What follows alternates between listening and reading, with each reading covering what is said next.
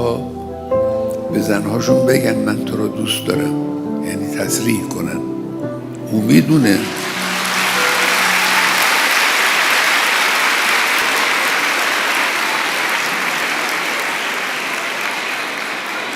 بسم الله الرحمن الرحیم. الحمد لله رب العالمین والصلاة والسلام علی سیدنا و نبینا ابی القاسم المصطفى محمد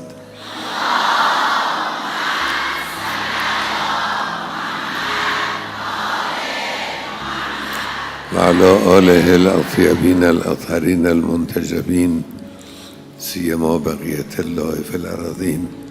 خیلی خوش آمدید همه بانوان محترم.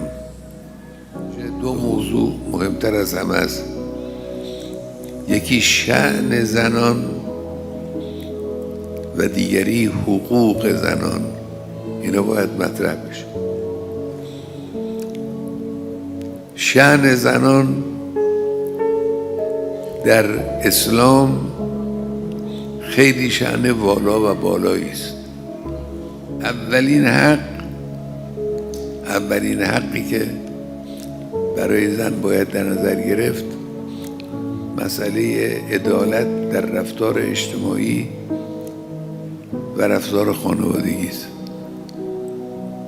عدالت در جامعه، عدالت در خانه،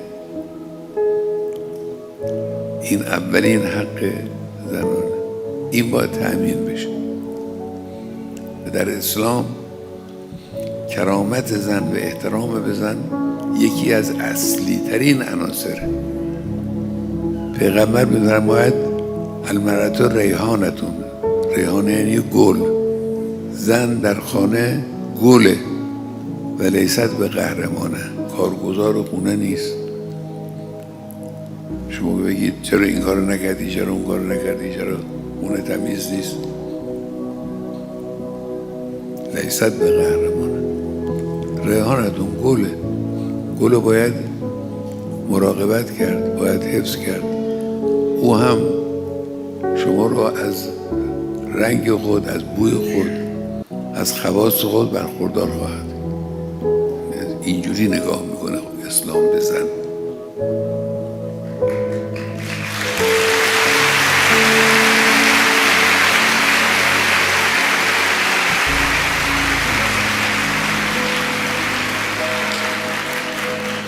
در خانه مهمترین حقی که بانوی خانه و زن خانه داره محبت. مهمترین نیازی که داره و مهمترین حقی که داره محبت. روایت وارد شده که مردها به زنهاشون بگن من تو رو دوست دارم، یعنی تصریح کنن. او میدونه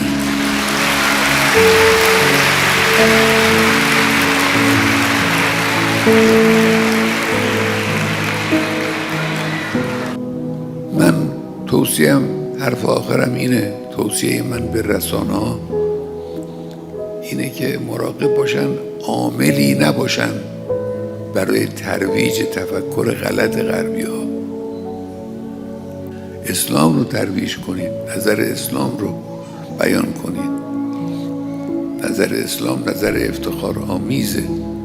اگرچه ما در میان خودمون و در مجامع جهانی این فکر رو، این نگاه رو، این نظریه بزرگ و کارساز رو مطرح کنیم، قطعاً بسیاری از مردم دنیا به اسلام گرایش پیدا خواهند کرد. به خصوص بانوان گرایش پیدا خواهند کرد. این بهترین ترویج اسلامه و امیدواریم که انشاءالله همه شما موفق به این کار بشید. و السلام علیکم و رحمت الله و برکاته.